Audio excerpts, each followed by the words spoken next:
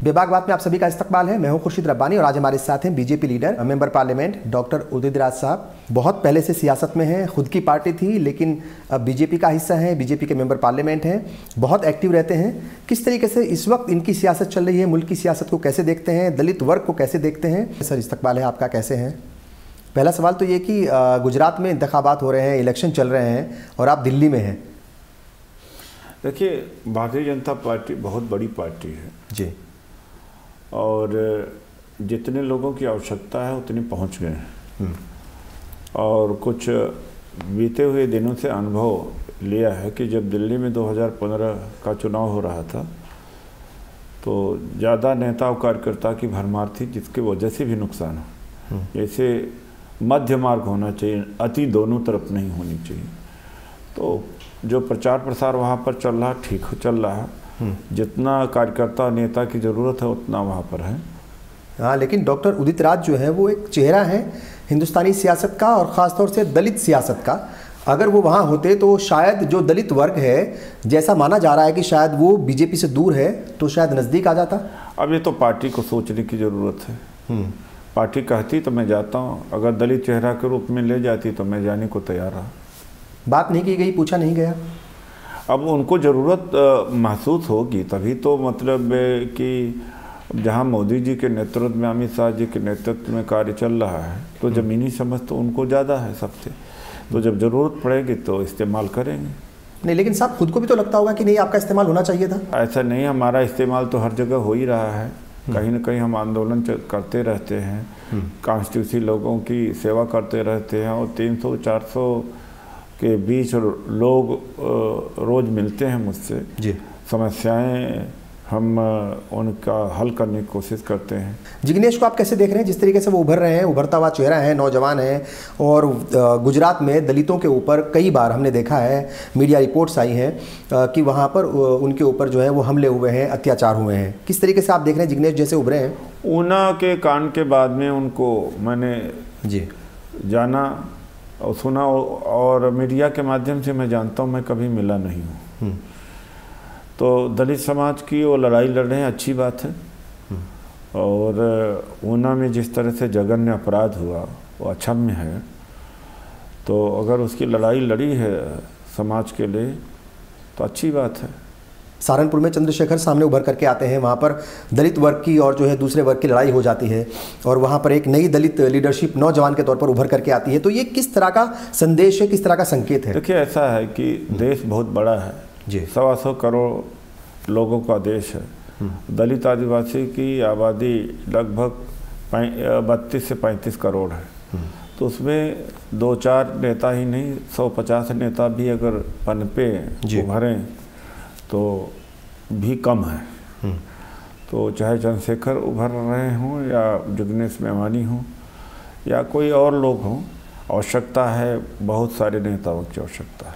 21वीं सदी में हम देखते हैं कि आज भी दलितों के ऊपर, अक़लियतों के ऊपर, अल्पसंख्यक वर्ग के ऊपर जो अत्याचार हैं, जो हमले हैं, वो कम नहीं हो रहे हैं, वो और ज़्यादा बढ़ रहे हैं। आपको लगता है कि आज 21वीं सदी में जहाँ तरक्की की बात हो रही है वहाँ पर ये सब जात पात, धर्म, बिरादरी, इन सब का जो है वो झगड़ा नहीं होना चाहिए था? नहीं, मैं इससे सहमत तो नहीं हूँ कि बढ़ रहे हैं। अब भी क्या है कि हाईलाइट हो जाते हैं जी। पहले इससे 4 गुना 10 गुना ज़्यादा अत्याचार हुआ करता था, लेकिन प्रकाश में नहीं आता था। लेकिन अब मीडिया के ज़रिए, सोशल मीडिया के ज़रिए, जागरूकता के ज़रिए, टेलीफोन के ज़रिए अब ये बातें निकल कर के आ रही हैं। तो ऐसा नहीं कि बढ़ रहा है, लेकिन मानसिकता में ज़्यादा बदलाव नहीं है। पहले फिजिकल अनटचेबिलिटी थी, अब मेंटल है। पढ़ा लिखा आदमी भी जातिवादी है लेकिन दिमागी स्तर पर है, उसके दिमाग में बात रहती है। ये बताइए साहब, जो आपने कहा कि भाई ये जो दूरियां हैं, जो फासले हैं, ये जो पिछड़ापन है, ये जो जितनी भी कमियां हैं, खामियां हैं, ये इस वजह से हैं चूँकि यहाँ पर फ़र्क बहुत ज़्यादा है। जात बिरादरी के नाम पर लोग बटे हुए हैं, मज़हब के नाम पर तकसीम हुए हैं। कोई रास्ता नज़र आता है आपको, ये जो जहनीत है ये बदल जाए, ये मानसिकता बदल जाए? देखिए, ऐसा है कि इसके लिए तो समाज की तरफ से पहलकदमी लेनी पड़ेगी। मैं यूरोप के इतिहास को देखता हूँ, ख़ास तौर से मिडवल और मॉडर्न को, तो वहाँ पर सरकारों ने समाज को नहीं बदला, वहाँ पर सामाजिक आंदोलन हुए, रिफॉर्म्स आया, रिफॉर्मेशन आया और रेनेसां आया। फिर रूस में फ्रेंच रेवोल्यूशन हुआ, बोल्शेविक रेवोल्यूशन रसिया के अंदर हुआ। फिर सिविल मूवमेंट, सिविल बुर्जुआ रेवोल्यूशन हुआ, लंदन इंग्लैंड में हुआ। हमारे यहाँ रिफॉर्म्स नहीं है।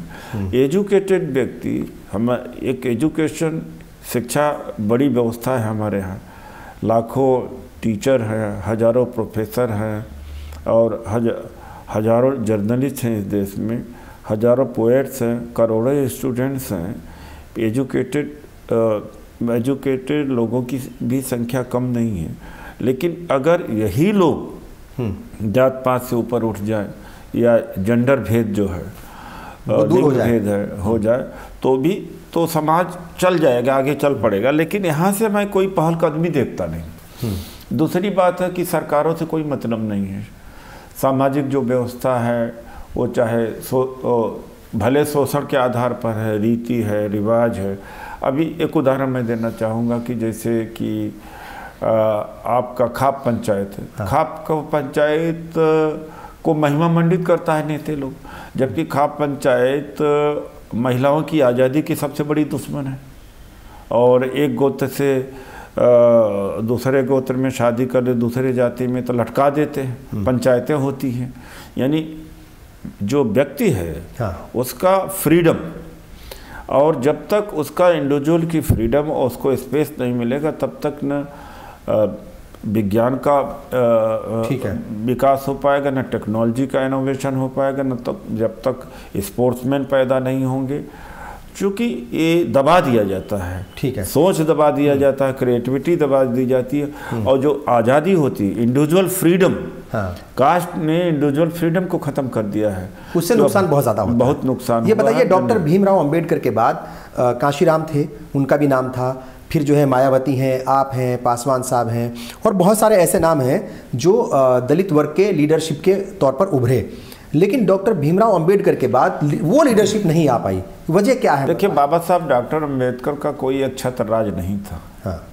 और 26 अलीपुर रोड जहाँ पर अंतिम उनके दिन गुजरे, 4-6 लोग भी मिलने नहीं जाते थे। ब्रिटिश राज थी और ब्रिटिश हुकूमत के दौर में उन्होंने कुछ मांगे रखी और जी फिर वो मांगे मान ली गई। जैसे सेपरेट इलेक्टोरेट, दलितों को 2 वोट देने का अधिकार, एक वोट तो अपने प्रतिनिधि को और दूसरा सामान्य प्रतिनिधि को। तो गांधी जी ने उसका विरोध किया, पूना पैक्ट हुआ, पूना पैक्ट से आरक्षण मिला। तो एक तरह से आरक्षण अंग्रेज़ों की देन है और उसका वो आगे चलता रहा। और फिर दूसरी बात है कि महाविद्वान थे, गांधी जी ने भी मौका दिया उनको संविधान बनाने का, और कांग्रेस ने ही उनको अपने टिकट पर चुनवा करके कॉन्स्टिट्यूट असेंबली में लाई। नेहरू जी ने भी उनको बनवाया, कानून मंत्री, लॉ मिनिस्टर, हाँ, बनाया। तो बाबा साहब को प्लेटफॉर्म मिले। और मैं ये कहूँगा कि हालांकि आम दलित बड़े क्रिटिकल हैं नेहरू और गांधी के प्रति, लेकिन देखिए, क्रिटिकल होना एक अलग बात है, लेकिन जो सच्चाई है उसको मानना चाहिए। बाद में बाबा साहब जब इस्तीफा दे दिए हिंदू कोड बिल पर, तो 2 बार चुनाव लड़े, हार गए। तो दलित समाज तो उनको नहीं बचा पाया। और 1956 में उनका परिनिर्वाण हो गया और एक वैकुंठ शून्यता आती है। तो मैं खुद जैसे 10th में था, 12th में था गांव में, तो डॉक्टर अंबेडकर को नहीं जानता था। 80 के बाद नॉर्थ इंडिया में लोग जानने लगे थे, वरना एक छत्र नेता जगजीवन राम जो हुआ करते थे, कोई मंत्रालय नहीं जो। और इंदिरा गांधी जी के बाद में दूसरे नंबर पर नेता थे, दूसरे तीसरे पर हमेशा रहे जगजीवन राम जी।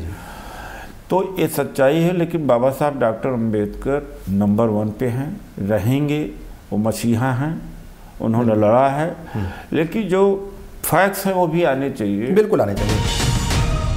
तो ये बीफ खाने को लेकर के जो है वो हमेशा ही उसके ऊपर झगड़ा होता रहता है।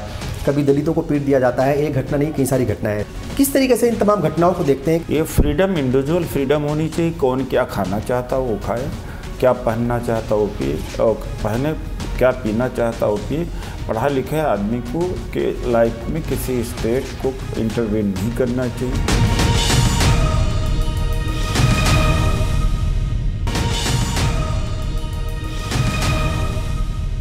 ये बताइए, मायावती हैं, पासवान हैं, रामदास अठावले हैं, डॉक्टर उदित राज हैं, कौन बड़ा लीडर है? मतलब दलितों का कौन चेहरा है जिसके ऊपर भरोसा किया जा सके या जिसके ऊपर वो भरोसा करे ये वर्ग? देखिए, ऐसा बात है कि अपने अपने स्तर पर सभी कर रहे हैं।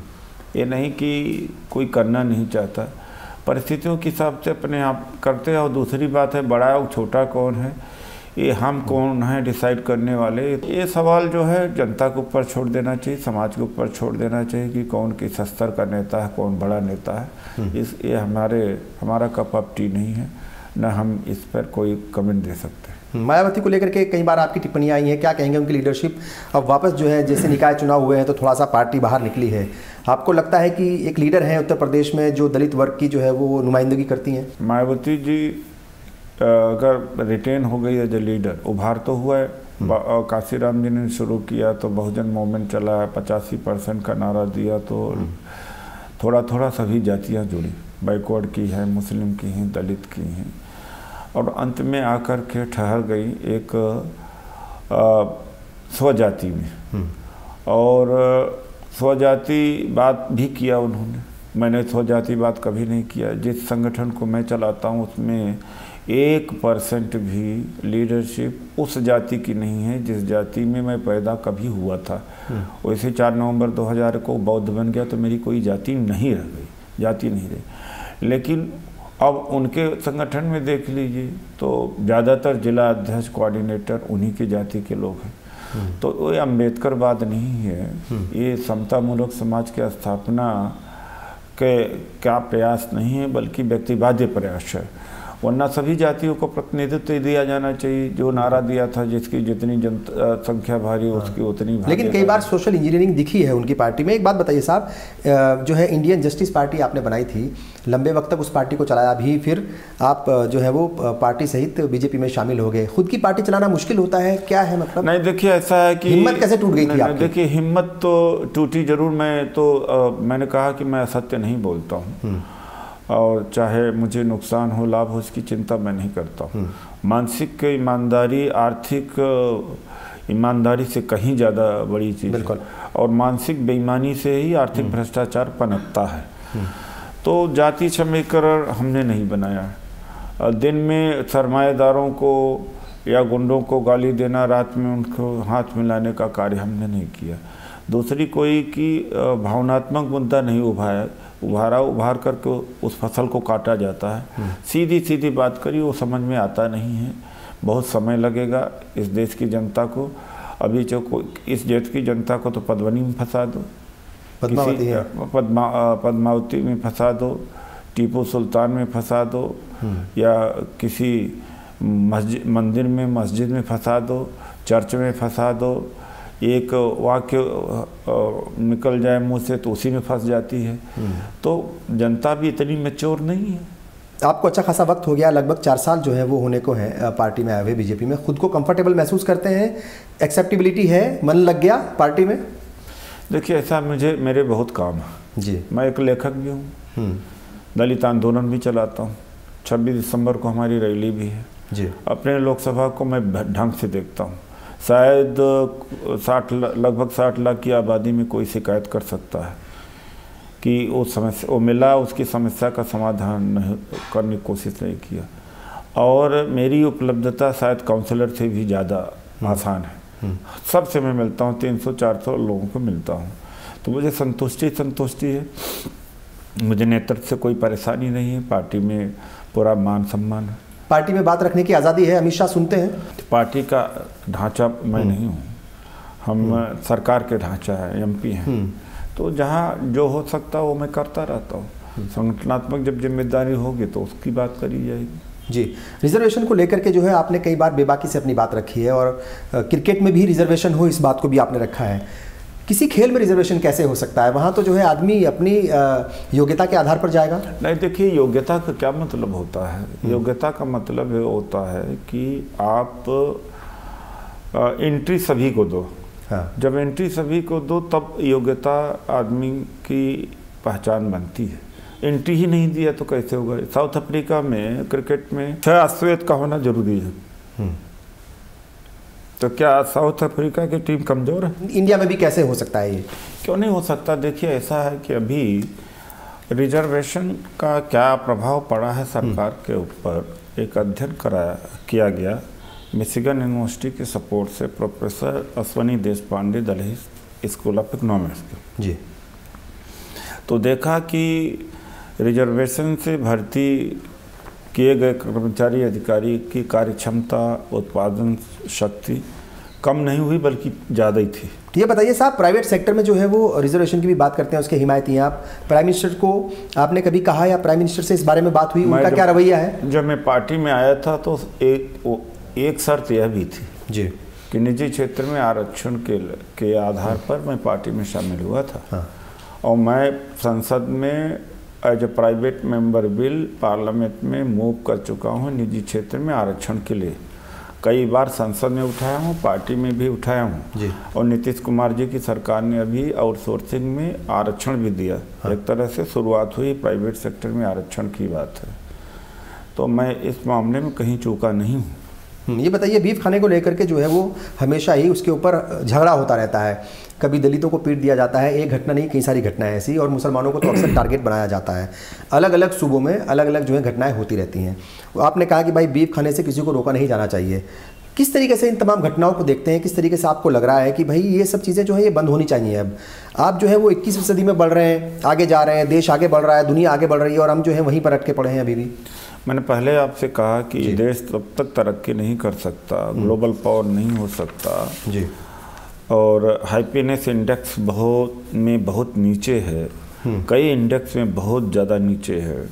40 साल पहले साउथ कोरिया हमारे बराबर था, आज उसकी जो पर कैपिटा जीडी है वो लगभग $26,000 है, जबकि हमारे यहाँ 1500 से 1600 डॉलर है। कितना फ़र्क है? 20 गुना 18 गुना फ़र्क पड़ गया। तो जब तक वैचारिक स्वतंत्रता प्रगतिशील नहीं होता, प्रगतिशील विचार नहीं होगा, और जो इस तरह से डॉगमेटिक और दकियानूसी ख्याल और अंधविश्वास, तो इससे देश का नुकसान ही हो रहा है। ये फ्रीडम, इंडिविजुअल फ्रीडम होनी चाहिए। कौन क्या खाना चाहता वो खाए, क्या पहनना चाहता वो पिए और पहने, क्या पीना चाहता वो पिए। पढ़ा लिखे आदमी को के लाइफ में किसी स्टेट को इंटरवेन नहीं करना चाहिए, और किसी एक्सप्लॉइटेटिव दकियानूसी ख्याल और रूढ़िवादी, चाहे जिस धर्म हो, चाहे वो मुस्लिम हो, चाहे क्रिश्चियन हो, चाहे हिंदू धर्म हो, और किसी का अननेसेसरली किसी के लाइफ में या उसके फ्रीडम में, उसके ग्रोथ में इंटरफियर नहीं करना चाहिए। तो खाना पीना भी उसी में आता है। बिल्कुल। ये बताइए साहब, कांग्रेस जो है वो बहुत बुरे दौर से गुजर रही है, और प्राइम मिनिस्टर नरेंद्र मोदी और बीजेपी का ये नारा है कांग्रेस मुक्त भारत, और अब राहुल गांधी के सर ताज बंधने वाला है। किस तरीके से आप देख रहे हैं राहुल गांधी को? कैसे देख रहे हैं एज ए लीडर, और ओवरऑल कांग्रेस को लगता है क्या आपको, मतलब कांग्रेस वाकई डूबने वाली पार्टी है या फिर जो है कभी आएगी, उभरेगी? कैसे देख रहे हैं सारी चीज़ों को? उभरना न उभरना उनके ऊपर है। हमारा कोई उसमें प्रयास नहीं है जी, हमारा कोई पर्याय नहीं है, मतलब नहीं है हमारा। हाँ। दूसरी बात, हो किसको अध्यक्ष बनाते हैं, किसको नहीं बनाते, वो जानते हैं, जाने। लेकिन इतना है कि कांग्रेस का जो रैंक एंड फाइल है उसका विश्वास उसी परिवार में है। जब जब नेतृत्व बदला है, पार्टी कमज़ोर उनकी हुई है, अंत में सारे आकर के नतमस्तक उस परिवार पर हुई है। ये उस पार्टी का अपना रैंक एंड फाइल है, सोच है। दूसरी बात है कि कांग्रेस में वो एक परिवार ही कांग्रेस को चला सकता है, तो इसको आप वंशवाद या जो भी कह सकते हैं इस बात को। बिल्कुल। ये बताइए डॉक्टर उदित राज जो हैं, अब क्या कुछ प्लानिंग है उनकी, किस तरीके से खुद को देखना चाहते हैं, और सियासत में किस मुकाम पर जो है वो खुद को देखना चाहते हैं? अब सियासत तो इस देश के अंदर कई चीज़ों के ऊपर निर्भर करता है जी। बाई प्लान चीज़ें यहाँ पर घटती नहीं, बाई डिफ़ॉल्ट घटती। ऐसे लोग भी राष्ट्रपति बन गए हैं जिनका कोई राजनीतिक और सामाजिक जीवन नहीं रहा। ऐसे लोग भी प्रधानमंत्री बने हैं जो लोकल स्तर का चुनाव भी न लड़ा होगा। तो क्या कहा जा सकता है, बड़ा फ्लूइड सिचुएशन है इंडियन पॉलिटिक्स के अंदर।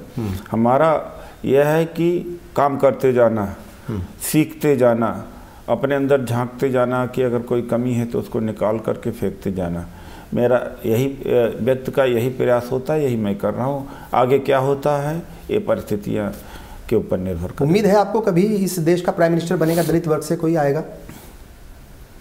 पता नहीं, मैं 2 साल पहले अमेरिका में गया था, डेट्रॉइट।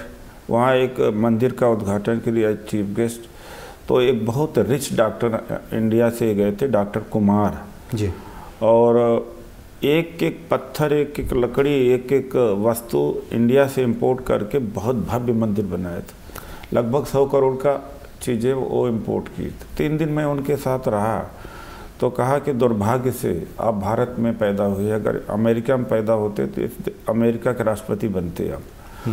एक घटना तो है। दूसरी घटना है कि 4 साल पहले नासिक में एक लिटरेचर, बहुजन लिटरेचर के ऊपर एक सेमिनार था, तो उसमें एक हार्वर्ड यूनिवर्सिटी के प्रोफेसर क्रिस्टोफर क्वीन आए थे। क्रिस्टोफर क्वीन, तो मेरी वार्तालाप होती रही। तो उसके बाद में जब उन्होंने विजिटिंग कार्ड हमें दिया तो विजिटिंग कार्ड के बैक पर उन्होंने लिखा कि you should be the prime minister of India. तो ये दूसरे लोग ऑब्जर्व करके ये कह देते हैं, लेकिन यहाँ चीज़ें परिस्थितियों पर तय होती है, जाति के ऊपर तय होती है, बहुत सारे फैक्टर हैं। तो इसके बारे में भी नहीं कहा जा सकता कौन बनेगा कौन नहीं बनेगा, और कब क्या कुछ हो जाए ये भी नहीं कहा जा सकता। नहीं कहा जा सकता। सर, हमसे बात की, बहुत बहुत शुक्रिया, बहुत अच्छा लगा आपसे बात करके। तो ये थे डॉक्टर उदित राज। बहुत सारी बातें इनसे हुई हैं। इनका मानना है कि इस मुल्क को अगर आगे लेकर के जाना है, तरक्की करनी है, तो ये जितने भी बिरादरियों के नाम पर, जात पात के नाम पर, मजहब के नाम पर जो भी भेदभाव है ये खत्म होना चाहिए। आपने बेबाक बात देखा, इसके लिए आप सबका बहुत बहुत शुक्रिया। आदाब।